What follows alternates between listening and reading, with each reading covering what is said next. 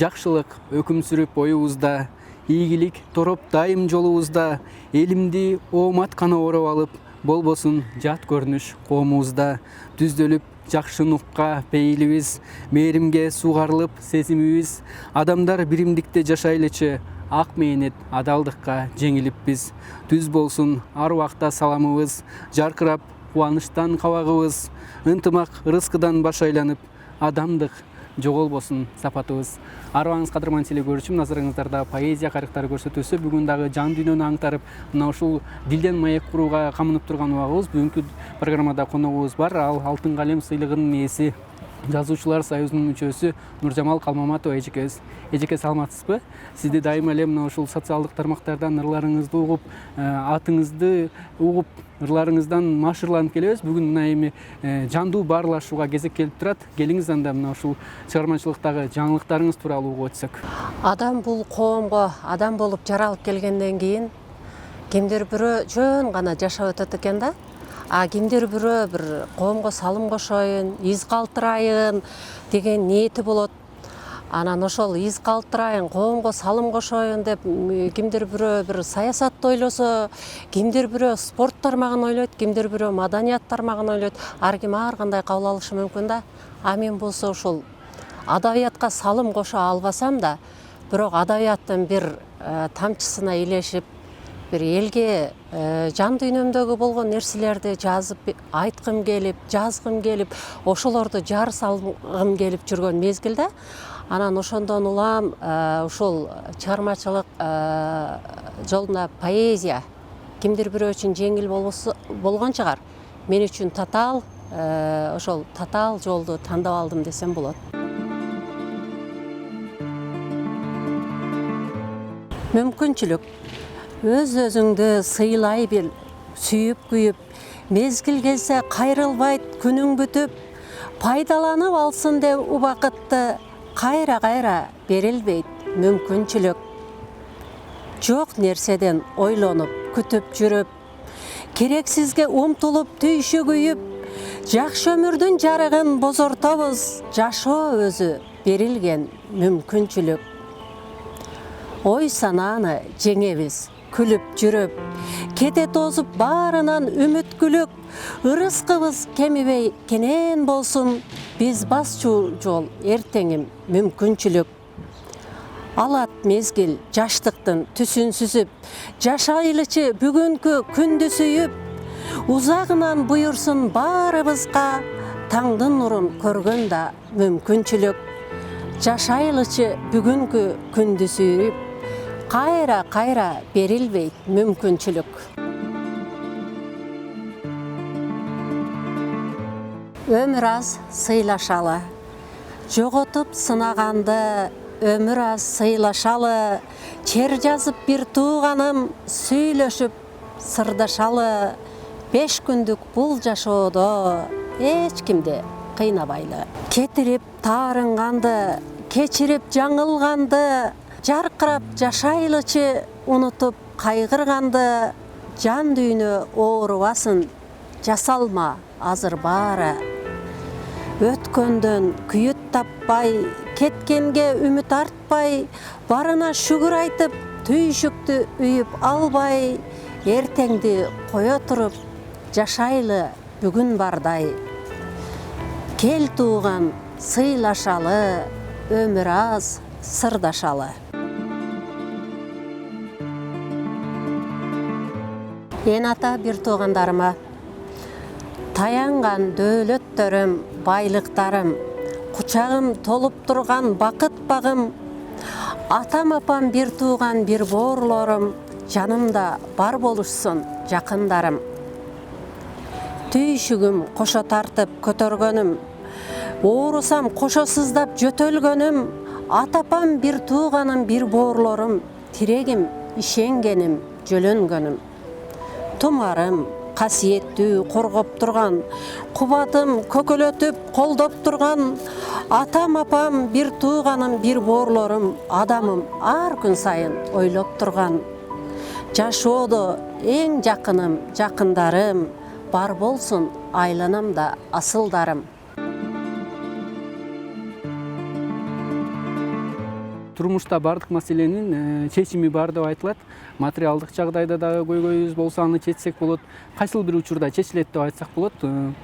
Алтын башың аман болсо, кайсыл бир күнү муратка жетесиң деп айтылат. Ал эми бүгүнкү күндө баалуулуктар өзгөрүп жатат. Жашоого болгон көз караштар өзгөрүп жатат.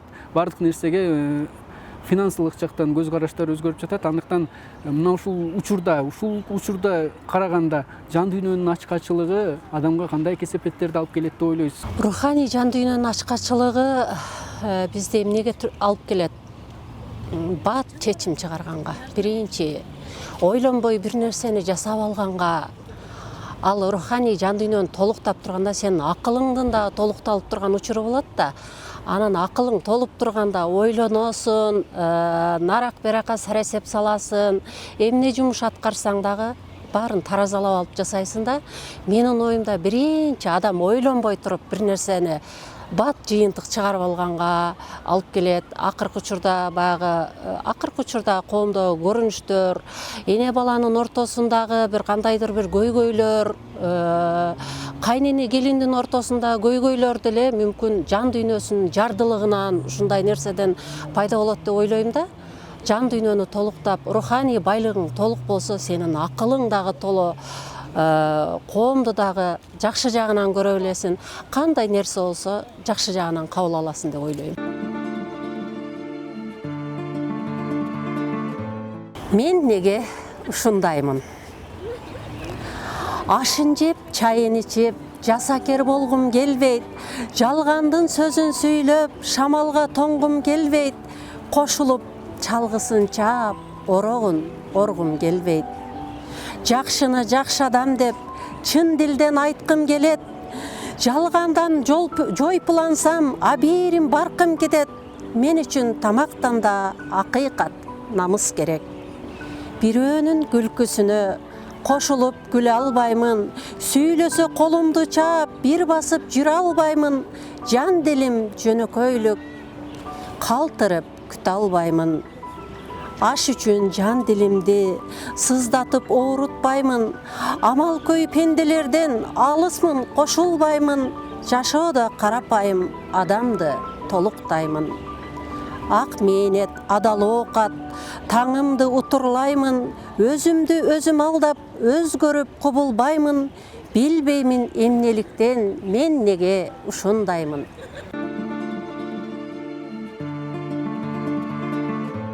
Болбосунчу адамдарда эч арман. Тирүүлүктүн кадыр баркын сезе алган, жолдон тайбай максатына бет алган, эч качанда көрбөй билбей өкүнүч. Болбосунчу адамдарда эч арман. Сыйбай жерге тар көрүнүп кең аалам. Ким бирөөгө оомат, бакыт кеч калган, ошентсе да үмүт үзбөй жашоодон. Болбосо экен адамдарда эч арман. Өргө карай өмүр жолдо багыты, узагынан өчпөй күйүп жарыгы.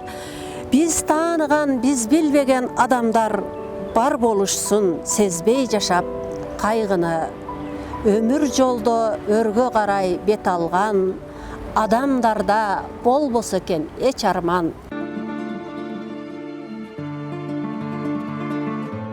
Сырдашкым келет кээде, сүрүлүп чыгып жээке, калгандай сезим мээмде.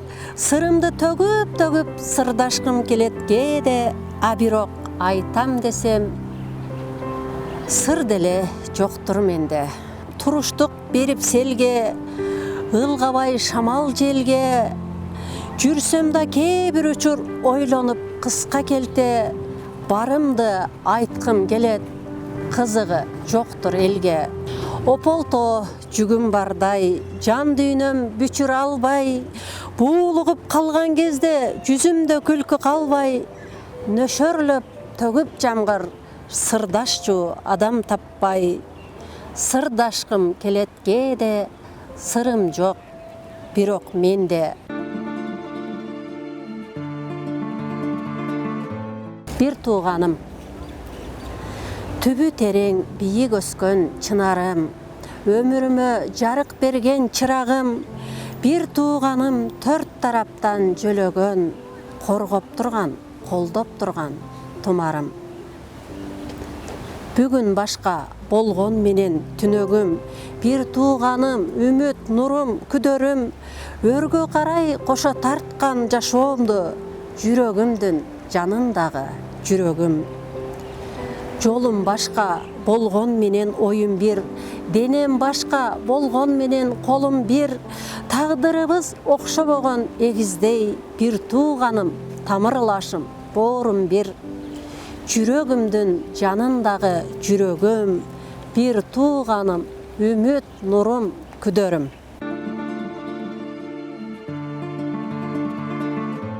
Бардык нерсенин жакшы башталыштарга бул эргүү себепчи болот эмеспи? Ар бир адамдын мисалы үчүн жан дүйнөсү тынчтанып, ыр жазууга нашырланып турган учурлар болот. Ал эми сизде эргүү кандай учурда пайда болот? Ар кимге ар кандай учурда эргүү келиши мүмкүн. А мен кээ бир учурда эргүүнү күтө албаймын да. Ошол коомдо болуп жаткан көрүнүш жан дүйнөмдө бир таасир калтырабы, эргүүнү күтпөй аракет кылып жазып жүргөн учурлар болот.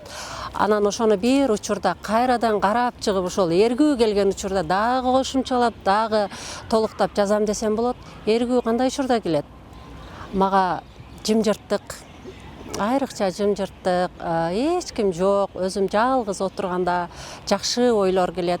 Анан ушу шаарыбызда кыдырып, басып жүргөн мезгилдеримде дагы жакшы ойлор жаралып, көбүнчө мен жымжырттыктан, анан өзүм жалгыз басып жүргөн учурдан алам десем болот да. Анан эргүү да эле, эргүүнү күтө бербеш керек. Ойлойм мен, аракетте болуш керек. Аракеттин аркасынан жакшы ырлар да жаралып калышы мүмкүн да. Бардык нерсеге өзүң да түрткү, өзүң да себепчи болуш керек. Эргүү келет деп күтүп отурсаң мүмкүн кандайдыр бир жылдардын өткөндөн кийин да келип калышы мүмкүн да. Адам биринчи аракет кылыш керек. Аракеттен кийин анан натыйжасы башкасы боло берет. Жек көрөм. Жашоодо жалкоолукту илдет кылган, өмүрдө бар экенин милдет кылган, жек көрөм жатып ичер адамдарды, жарыгы эч бирөөгө тийбей турган. Күнөөнү өзгөлөрдөн издей берет, шооласы чачкан нурду тилдей берет. Нааразы баары жолун торогондой, эмнеге жашаганын билбей келет. Көз артып басканына ким бирөөнүн, тазартпай акыл оюн, кир дүйнөсүн, алмабыш оозума түш деп жашаган, жалкоонун жалкоосуна иш түшпөсүн. Ыраазы болбой жеген тамагына, нааразы өзү курган абалына, ак эмгек эмнекенин билбей туруп, жазылган деп түшүнөт маңдайына.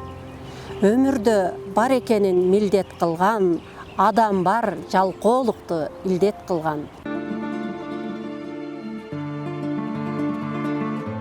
Калдым бекен мен өмүргө кеч келип. Жүрбөсөм да акыл оюм тең келип, улуу муундар мага дайым дем берип, өзүм теңдүү адамдардан оолактайм. Калдым бекен мен өмүргө кеч келип. Өтпөсөм да элегинен эленип, ээрчи балам кыялым да теңелип, улуу муундар улуу жолду көрсөтсө, жүргөндөймүн мен ааламга кеч келип. Үлгү алар мен менсинбейт мендешип, пейли соонун жиреп түртпөйт сендешип, улуулардын улуулугу жукса экен, мүмкүн жүрөм мен жашоого кеч келип. Багыт берет ойдон сууруп пенделик, азык топтойм баарлашканда кездешип, жандаганым менден улуу адамдар, калган окшойм мен дүйнөгө кеч келип. Шамалына, бороонуна теңелип, жүргөн менен калгым келбейт чектелип, жан дүйнөмө жакындарым улуулар, тирүүлүккө калгандаймын кеч келип. Эми гана баштасам да өмүрдү, мен жашоого калгандаймын кеч келип. Ансыз да өмүр кыска, 5 күндүк жашоо үчүн 5 жолу жаралбайбыз, тырмышып жабышсак да төбөлүк кала албайбыз. Алам деп ажал келсе, чыркырап кача албайбыз, ордума беремин деп башканы сата албайбыз. Жашайбыз өлбөчүдөй, алсызга алдуу болуп, адашкан пенделерди кечирбей каардуу болуп. Кубантып жакыныңды, жакшы сөз арнайлычы, адамдык улуу сапат өчүрбөй сактайлычы. Күнөөкөр болгондорду түшүнүп кечирели, кол сунуп муктаждарды жетелеп ээрчители. Токтобой өтүп жаткан өмүрдү барктайлычы, жаңырып кетип жаткан жашоону даңктайлычы.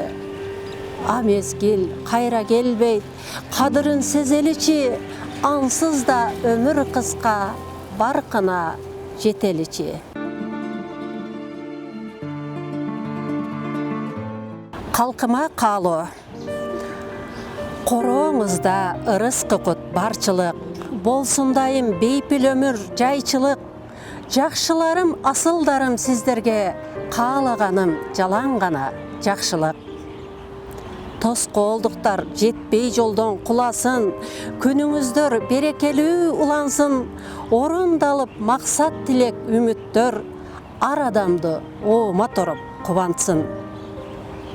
Кырсык, сана, ырак кетип адашып, жүрүүңүздөр жакшылыкка жанашып, баарыңызга узак жашоо буйурсун, кылым жашка жетиңиздер таң атып. Үйүңүзгө бейпил жашоо барчылык, баарыңызга каалаганым жакшылык.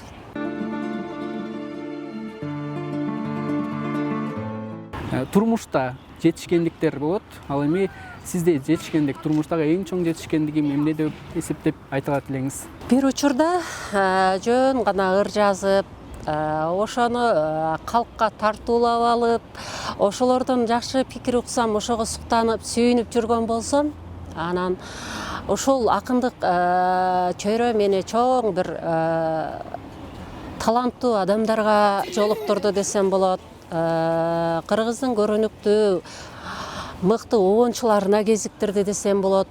Азыркы учурда мен ушул жакшы обончулар менен иштешип, жакшы аткаруучулар менен иштешип, көбүнчө ошо ырларыма обон чыгарган адамдарга кезигип, бир жакшы мындай ыр эле жазып калбастан, ошолорго обон жаздырып, эл алдына алып чыкканга дагы ушундай бир аракет кылып атам да акыркы учурда. Бир эле мисал, буга мынал Арзыбек Бедияров агабыз баш болгон Сыймык Бейшекеев, андан кийин Гүлжигит Сатыбеков, мына ушуга окшогон мыкты обончулар, элдин көрүнүктүү алкоосуна ээ болгон адамдар, алды эл артисти, Манас орденинин ээси болгон ушундай адамдарга жолугуп, ошолор менин ырларыма обон чыгарганы мен үчүн, эл үчүн кандай билбейм, бирок мен үчүн өтө чоң сыймык да. Анан ошондон улам мен обон жаатына дагы, обон чыгарган обончуларга дагы көбүрөөк кайрылып, ошолор менен иштешкенге аракет кылып аткан учурум азыр. Нуржамал эжеке, бүгүнкү программага келип, мыкты ойлоруңузду бөлүшүп, биз менен жандуу турмуштан алынган ырларыңызды окуп бергениңизге ыраазычылык билдирем. Кийинки программаларда дагы сизди күтүп калабыз. Ардактуу телекөрүүчү, мына ушу менен поэзия карыктары көрсөтүүсү өз соңуна келип жетти. Кийинки көрсөтүүдө дагы амандыкта көрүшөлү.